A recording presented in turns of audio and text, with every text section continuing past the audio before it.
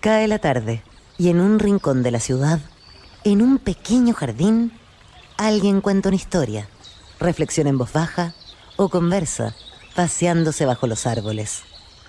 Es hora de volver a casa, bajar la velocidad y darle tiempo al tiempo. Christian Warnken nos abre la verja de su jardín para que respiremos aire puro y oxigenemos el espíritu. En Pauta, aquí comienza Desde el Jardín. Una presentación de, en sus 100 años, Fundación Irarrázaval. Lo esencial de toda exploración era volver al propio jardín y ver las cosas por primera vez, decía el poeta T.S. Eliot. Ustedes ya lo han escuchado, me lo han escuchado tantas veces decirlo aquí en el jardín, mientras escucho el hermoso y calmante sonido de los pájaros, de las aves que nos rodean, que están cerca de nosotros. Nos preparamos hoy día para hacer el cambio desde un año al que se le suele llamar viejo hacia un año nuevo. Bueno, este año viejo que dejamos fue el año nuevo, completamente nuevo que teníamos en nuestras manos. ¿Qué hicimos con él? ¿Cómo lo hicimos crecer? ¿Qué hicimos con ese niño que recibimos? Esa guagua, ese bebé, ese año 2021 que llegaba completamente virgen. Han pasado tantas cosas, tantos acontecimientos a nivel colectivo, pero también a nivel individual en cada una de nuestras vidas. Y cada uno de nosotros tiene que preguntarse, sin culpa, por supuesto, ¿qué hice con este año y qué quiero hacer con este próximo año que viene? Quiero compartir con ustedes en el último programa, a horas del comienzo del año 2022, algunas reflexiones que probablemente me han escuchado compartir en otros momentos aquí en Desde el Jardín. Son reflexiones que vengo rumiando desde hace tiempo y que además plasmé en un libro que acaba de salir, perdón el autobombo, El desierto avanza, divagaciones sobre nuestro tiempo. Quiero ir sacando algunos temas, algunas citas, algunas imágenes de ese libro y compartirlas con ustedes, porque tienen mucho que ver con la manera como abordemos este ritual, ¿sí? de comienzo de año nuevo. Si lo reducimos simplemente a descorchar botellas de champaña, que por supuesto que hay que hacerlo, a ver fuegos artificiales, por supuesto que son importantes, los ritos son fundamentales. Acuérdense del Principito de Saint-Exupéry, donde se habla de la importancia de los ritos. Saint-Exupéry, el escritor francés, tiene muchas reflexiones sobre lo fundamental que son los ritos y cómo los ritos han ido de a poco desapareciendo en nuestro mundo contemporáneo. Y por supuesto que hay que tener ritos para comenzar, hay que tener un rito especial para comenzar el año nuevo, pero lo importante es que los ritos van acompañados de un sentido. ¿Y cuál es el sentido que le vamos a poner a esta fiesta? Los antiguos pueblos, los pueblos originarios lo tenían clarísimo. Ellos tenían fiestas de cambio de estación, de solsticios de invierno, solsticios de verano, etcétera, ¿no? Hacían actos sacrificiales, ¿no? Y había un sentido, una claridad de sentido. Hoy día, sin embargo, vivimos una época de un cierto relativismo, donde es difícil encontrar un sentido común, un sentido que reúna a toda la comunidad y más todavía a la comunidad global planetaria que somos, de hecho. Pero por lo tanto, ya que han desaparecido tantos sentidos de nuestra civilización, desde esa frase de Nietzsche, Dios ha muerto en el siglo XIX, caramba, cómo se han derrumbado instituciones, ideas, ideologías que le daban un sentido a nuestras vidas. Entonces ahora estamos un poco como al descampado. Yo en mi libro, El desierto avanza, que claramente se inicia con esa frase tremenda de Federico Nietzsche, el desierto avanza, ay del que en su alma alberga desiertos, me detengo en el fondo en ver cómo se cruzan estos dos desiertos en marcha. El desierto del cambio climático, clarísimo, cada uno de nosotros en nuestros propios jardines podemos darnos cuenta cómo la desertificación del mundo avanza a una velocidad impresionante. A mí, por ejemplo, se me secó un copihue muy querido en mi jardín. Maravillosa flor, maravillosa campana de la naturaleza, flor sagrada de los mapuches, que frecuente encontrar en el corazón de la selva fría, y tenía un copihue que había resistido los veranos más calurosos, y sin embargo, a pesar de todo el cuidado que pusimos en ella, ese copihue murió y se constituyó para mí en un símbolo de esta desertificación en curso. Pero junto con la desertificación del cambio climático, hay otra desertificación que tal vez es incluso peor, que es la desertificación del sentido. Nuestra modernidad tiene una gran herida abierta, y esa herida abierta es justamente que no tenemos sentido para nuestras vidas. Eso se ve fuertemente en las nuevas generaciones, que buscan desesperadamente ese sentido perdido, ¿no? Es como a la búsqueda del sentido perdido, podríamos titular la novela de nuestro siglo, parafraseando la novela de Marcel Proust, A la búsqueda del tiempo perdido. Todas las búsquedas identitarias que han estallado en el mundo y en nuestro país también, tienen que ver con intentar armar algo, una tribu, un grupo, una comunidad, algo que nos dé sentido. Pero lamentablemente lo que se ha perdido es el sentido más global, que nos reúna a todos, más allá de nuestras identidades particulares y nuestros proyectos individuales o grupales. Este libro, El desierto avanza, yo lo comienzo con la imagen de un personaje muy importante en la civilización cristiana occidental. Me refiero a San Agustín. Como ustedes saben, San Agustín fue un obispo africano, él era africano, vivía en la ciudad de Hipona, que tuvo una conversión súbita al catolicismo. Dicen que su conversión al cristianismo, al catolicismo, fue en un jardín, cuando escuchó la voz de un niño que venía del jardín de al lado, que lo hizo agarrar un libro, que era la Biblia que tenía al lado, y el Agustín disoluto, que llevaba una vida desordenada, llena de pasiones, enamoradizo, etcétera, tuvo de repente una conversión radical, y ahí está su famoso libro, uno de mis libros favoritos, Las Confesiones, en que San Agustín se confiesa ante Dios y desnuda su alma y le pregunta a Dios, ¿quién soy yo? ¿No? ¿Cuál es el sentido de mi vida en relación al sentido de la eternidad? Bueno, hay una escena impresionante en la historia, y es San Agustín, que se está muriendo, ya está viejo, está en la ciudad de Hipona, y se asoma al balcón de su casa, se ve el mar Mediterráneo, las viñas, una parte más desértica, el puerto de Hipona, etcétera, pero vienen llegando a las puertas de la ciudad los vándalos. ¿Qué son los vándalos? Son grupos, por decirlo así, bárbaros para los romanos. San Agustín formaba parte del Imperio Romano, y esa Hipona también, que venían bajando desde el norte, destruyendo ciudades, saqueando iglesias. De ahí viene la palabra vándalos, de esta tribu le llamaba. Y San Agustín empieza a ver, horas tal vez antes de morir, cómo el mundo en el que él había confiado, el mundo seguro y estable del Imperio Romano, que se creía eterno, se estaba derrumbando, estaba ardiendo por los cuatro costados, y no quedaba ninguna certeza en pie. Tiene que haber sido un momento extremadamente dramático. Y dicen los biógrafos de San Agustín que San Agustín lloraba. Lloraba de miedo por aquello que vendría, lloraba de temor ante su propia muerte, esperando que Dios lo perdonara. Era un atormentado San Agustín. Dicen que leía los salmos en ese momento. Bueno, y lo que yo digo en el primer capítulo del libro es que de alguna manera todos nosotros hoy somos San Agustines de Hipona. Todos estamos en una ciudad, en una Hipona, en una ciudad asediada. Nuestro mundo, nuestro imperio romano de hoy, que sería este mundo global, este orden geopolítico mundial, de alguna manera, nuestra modernidad, por decirlo así, global, de alguna manera está en una profunda crisis. Están en crisis los sistemas políticos, la democracia liberal. Tenemos un cambio climático en curso que está poniendo en jaque la civilización. Tenemos incendios, no necesariamente de los vándalos, incendios forestales, tifones, etcétera. Estamos realmente en un momento dramático de la historia. La naturaleza se está manifestando con toda su fuerza, pero también las crisis políticas, las protestas en todas partes del mundo, incluido nuestro país.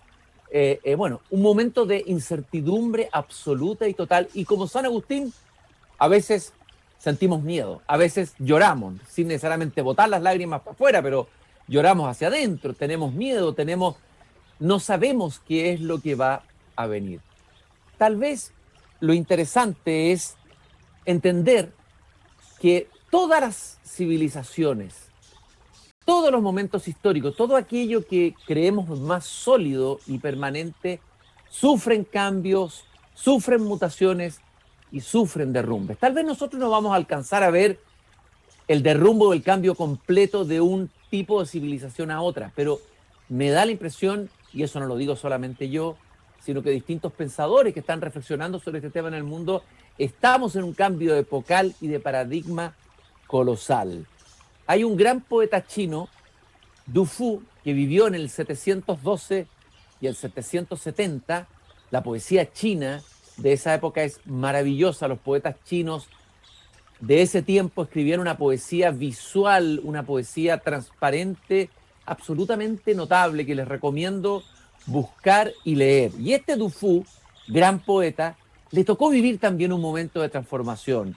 Le tocó vivir guerras terribles, le tocó vivir exilios, le tocó vivir pobreza, muerte de seres queridos, y hace la siguiente reflexión ante este horizonte de catástrofes, guerras y decadencias. Las patrias se derrumban, ríos y montañas permanecen. Entre las ruinas del castillo, la primavera renace y reverdecen las hierbas. Es decir, todo lo que hace el hombre, lo cultural, lo artificial, se derrumba, ¿no? Pero permanecen los ríos y las montañas. Esta idea de que todo cambia, el hombre pasa, las civilizaciones colapsan y se terminan, incluso las más poderosas, pero que sin embargo la naturaleza permanece. Es la misma idea que tenía Kohelet, el sabio autor de este libro notable que es el Eclesiastés, ese que dice, vanidad de vanidades, todo vanidad, que saca el hombre con toda la fatiga con que se afana bajo el sol. Una generación va, otra generación viene, pero la tierra siempre permanece. A mí me encanta esta campanada de alerta de decir, todo es vanidad, todo lo que uno a veces se esmera tanto y coloca tanto energía, tanto recurso, tanto tiempo, finalmente es vano, es atrapar vientos, dice Kohelet, ¿no? Hay un poeta norteamericano, Ezra Pound, quien tiene un poema precioso y tremendo en que dice, depón tu vanidad, te digo, deponla. Qué difícil es, ¿no? Deponer nuestra propia vanidad. Pero él dice, una generación va, otra generación viene. Los cambios generacionales. Nosotros estamos viviendo una fractura generacional en nuestro país. El triunfo de un presidente joven de la generación millennial, la diferencia de enfoque y las conversaciones entre padres e hijos, los códigos no compartidos, las nuevas maneras de entender el mundo que vienen con las nuevas generaciones, quienes tenemos sobre los 50 años, sobre los 60 incluso ya, que estamos bordeando y ya caminando en plena vejentud, como diría Gonzalo Rojas, claro, nos cuesta entender aquello que nos dicen los jóvenes, como a los jóvenes les cuesta entender lo que dicen los adultos. Pero resulta que Dios les dice, una generación va, otra generación viene, pero la tierra siempre permanece. Lo mismo que decía el poeta Du Fu, el chino, ¿no? La tierra permanece. Sin embargo, hoy, por primera vez en la historia humana, lo conversábamos ayer con Patty May en este programa, les recomiendo escuchar esa preciosa conversación con la antropóloga, con esta sabia, maravillosa y amiga del jardín que es Patty May, búsquenla en el sitio pauta.cl. Hablábamos que nunca antes nos habíamos visto, no solamente ante un cambio histórico global, crisis políticas han habido siempre, cambios de civilización han habido siempre, pero nunca nos había tocado un fenómeno, un cambio climático en la naturaleza como el que estamos asistiendo ahora. Entonces, se cruzan ahora las transformaciones civilizatorias, los derrumbes civilizatorios, con el peligro y el miedo de que también la naturaleza que nos cobija pueda desmoronarse, desaparecer o transformarse definitivamente. Estas son algunas divagaciones que yo hago en mi libro El desierto avanza y que estoy haciendo ahora con ustedes, aquí en vivo, en la radio, preparando el año nuevo que viene. No para ponernos más pesimistas, sino para darle un espacio a la reflexión, para que la fiesta de Año Nuevo también permita una mirada más global, más amplia, que no nos limitemos a nuestro pequeño y estrecho metro cuadrado, ¿no? Que tratemos de profundizar en lo que somos, de dónde venimos, a dónde vamos. El ser humano tiene necesariamente que hacerse estas preguntas. Cada cierto tiempo tenemos que atravesar un río. Inevitablemente la vida es como un río, decía Heráclito, ¿no? En donde uno no se baña dos veces en el mismo río. Ahora nos toca atravesar el río, ahora vemos un río torrentoso, aluviónico, que arrastra todos los restos de tormentas y lluvias que tienen que ver con el cambio climático y con los desastres también políticos, etcétera. Bueno, pero tenemos que cruzar este río. Y la pregunta es, ¿qué hay al otro lado del río? ¿Qué nos espera hoy día, cuando sea las 12 de la noche, cuando entremos en el año 2022? Hay un tema muy hermoso que quiero compartir con ustedes, un tema musical de Jorge Drexler. Lo hemos escuchado varias veces aquí en el Jardín, pero lo vamos a volver a saborear, ¿no? A paladear musicalmente. Lo voy a poner en mi tocadisco ochentero para compartirlo con ustedes, Al otro lado del río.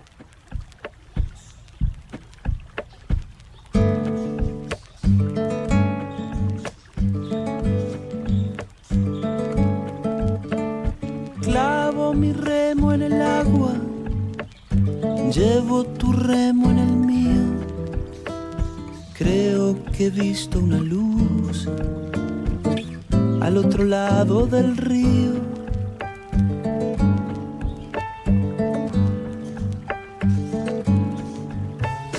El día le irá pudiendo poco a poco al frío. Creo que he visto una luz al otro lado del río.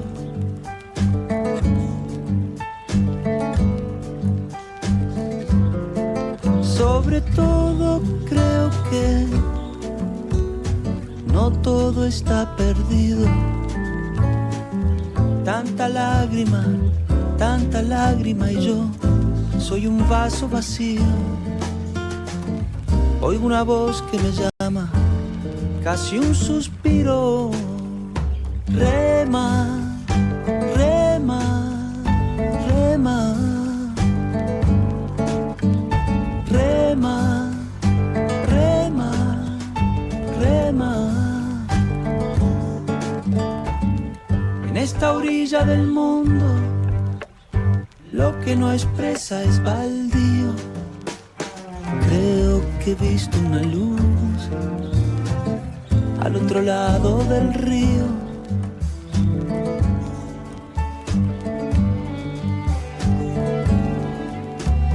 Yo muy serio voy remando, muy adentro sonrío.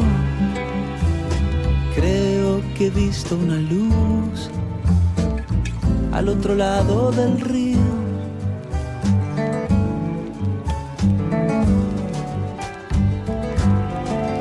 Sobre todo creo que no todo está perdido. Tanta lágrima y yo soy un vaso vacío. Oigo una voz que me llama, casi un suspiro. Rema, rema, rema. Rema, rema, rema. Clavo mi remo en el agua, llevo tu remo en el mío. Creo que he visto una luz al otro lado del río.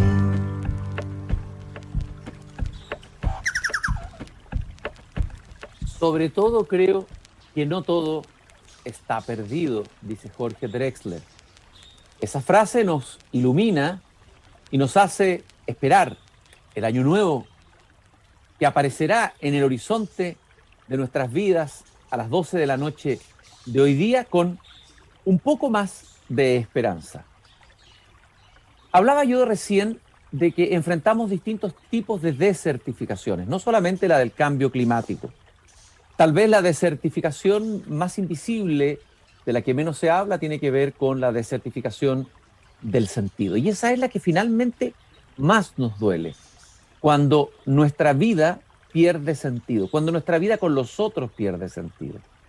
Y hay una desertificación que incluyo en mi libro El desierto avanza, que estoy comentando con ustedes aquí en vivo, en este día 31 de diciembre. Una de las desertificaciones que me parece que son tal vez más fáciles de ver, a pesar de que a veces, justamente porque estamos muy cerca de ella, no la vemos, es la desertificación de lo próximo. ¿Qué significa eso?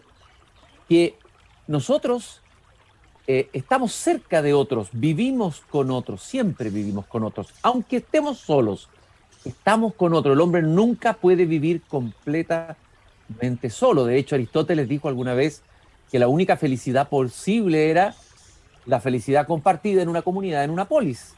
Y ese es el origen de la verdadera política, que tiene que ver con la felicidad con los otros. Pero es tan difícil estar con los otros. Es tan fácil no ver al otro, al que está más cerca de mí. Y ahí comienza una tremenda desertificación, ¿no? No nos damos cuenta cómo perdemos el desafío que implica el rostro de ese otro que se nos aparece en nuestra propia casa. El poeta chileno Rafael Rubio, uno de los grandes poetas vivos de hoy, tiene un poema tremendo que yo interpreto en ese sentido, que tiene que ver con una mesa vacía donde no llegan los comensales, ¿no? Imaginemos una mesa de fin de año, está la comida servida, están las velas, está todo, está el champán, pero no llegan los comensales. Y tengo la impresión de que Rubio aquí radicaliza la idea de la ausencia. Pero ojo, estamos a veces presentes, pero estamos ausentes. Los que están sentados en la mesa en realidad no están. Nos están mirando unos a otros. Y la oportunidad de este año nuevo, desde luego a través de ese abrazo que nos vamos a dar con los que más queremos, con los más próximos, nos permite sentir físicamente, corazón a corazón, quién está a mi lado. Dice Rafael Rubio, la mesa está esperando la comida, no vienen los eternos comensales, se está quedando sola y aburrida mirando los oscuros ventanales. Hay una sopa triste que se enfría, no hay rastros de la abuela ni señales del padre o de la madre o de la tía, del hijo no se sabe. Desleales se fueron quizás a dónde, así es la vida. La mesa mira sillas irreales, se está quedando sola y aburrida, mirando los oscuros ventanales. Una mesa vacía porque los otros no se encontraron. Que nos recuerda a otro poema, pero del poeta peruano César Vallejo, el Cholo Vallejo, gran poeta andino, que dice, he almorzado solo ahora y no he tenido madre, ni súplica, ni sírvete, ni agua, ni padre que en el fecundo ofertorio de los choclos pregunte para su tardanza de imagen por los broches mayores del sonido. ¿Cómo iba yo a almorzar? ¿Cómo me iba a servir de tales platos distantes esas cosas? Cuando habráse quebrado el propio hogar, cuando no asoma ni madre a los labios, cuando iba yo a almorzar, no nada. No nada. Vallejo inventa una palabra. Almorzar no nada. O sea, almorzar o comer una comida vacía es engullir algo, porque comer es un acto ritual en que nos encontramos, cargamos de sentido esa comida, un acto civilizatorio. El comer no es solo agarrar la comida con las manos y comerla como lo hacían los primeros hombres apurados. No, aquí hay un tiempo, una ritualidad, y qué terrible es cuando desaparece ese sentido de la comida común, del espacio común, de la mesa común, y comemos no nada, cuando habráse quebrado el propio hogar. Marina Tsvetaeva, poeta rusa que vivió las tormentas de la Revolución de 1917, que terminó suicidándose trágicamente, uno de los poetas o de las poetas más importantes de ese famoso siglo de plata de la poesía rusa, de poetas que les tocó vivir lo peor del totalitarismo stalinista y leninista. Bueno, esa poeta rusa escribe también sobre una mesa a la que ella no ha sido invitada. La historia parece ser que un amigo le dijo que tenía que dejarla porque tenía que ir a comer con su familia, pero no la invitó y ella se quedó sola, como mucha gente que probablemente va a quedarse sola o va a estar sola este año nuevo. ¿Cómo incorporarla a pesar de que estén lejos? Marina Tsvetaeva, con intuición fina de poeta, dice: como ladrón miedoso, sin rozar siquiera alma alguna, el cubierto no puesto, yo de frente me siento la olvidada. Soy la séptima. El vaso de bebida se ha volcado y todo lo que ansiaba derramarse, sal de los ojos, sangre de las heridas, se va cayendo del mantel al suelo. Féretro, separación ya no existen. La mesa exorcizada y la casa despierta. Presta como la muerte un banquete de bodas. Soy la vida que llega, oportuna la cena. No eres madre, ni hermano, ni hijo, ni marido, y ni siquiera amigo. Te reprocho cuando pusiste para 6 aquella mesa, que a mí no me dejaste ni la esquina siquiera. Eran 6 la familia del amigo, pero ella está excluida, no fue invitada a esa comida, a esa cena. Tal vez una de las tareas personales que tenemos que darnos en el comienzo del año nuevo, la primera tarea es superar la desertificación de lo próximo. Es darnos cuenta, estar alerta quién está a mi lado. Es saber que como con otros, que despierto con otros, que soy también con otros. Y eso implica tal vez las tareas más difíciles que tenemos por delante los seres humanos, ¿no? Los agobios, los cansancios, el estrés, muchas veces, aunque queramos, nos impiden darnos cuenta realmente de quién está a mi lado. Y propongámonos a las 12 de la noche que se coloque una nueva mesa, una mesa donde van a estar los que partieron, los que están conmigo y los que también he olvidado, incluirlos a todos en esa mesa de año nuevo. Estoy celebrando con ustedes los pocos minutos, las horas que nos van quedando para empezar el año nuevo. Quisiera terminar compartiendo con ustedes un poema que Pablo Neruda escribió pensando en el año 2000, ¿no? El año 2000 era vista, acuérdense, como una fecha del año 1999. Estábamos todos expectantes. ¿Qué va a pasar en el año 2000? ¿O va a pasar algo grande, milagroso, o una catástrofe inmensa? Bueno, finalmente eso no ocurrió. Había muchos temores y mucha expectativa. Se hicieron grandes fiestas multitudinarias en las grandes ciudades, me acuerdo en Nueva York, en París, etcétera, para ver qué iba a pasar. Nada más que por el número 2000, porque siempre ha existido en la historia, esto es muy antiguo, digamos, muy atávico, la perspectiva de que el cambio de milenio va a traer transformaciones gigantes, ¿no? Y bueno, en la Edad Media, cuando se estaba esperando el año 1000, hubo gente que, bueno, pensaba que ahí venía tal vez Dios de nuevo, que iba a venir el apocalipsis, ¿no? Que iba a aparecer el nuevo reino celestial del hombre. Hay gente que se hizo religiosa, que se metió en monasterios. Había una expectativa, una expectativa gigante sobre lo que significaba el año 1000. Lo mismo ocurrió con el año 2000, y Neruda juega con este año 2000. Pero en realidad,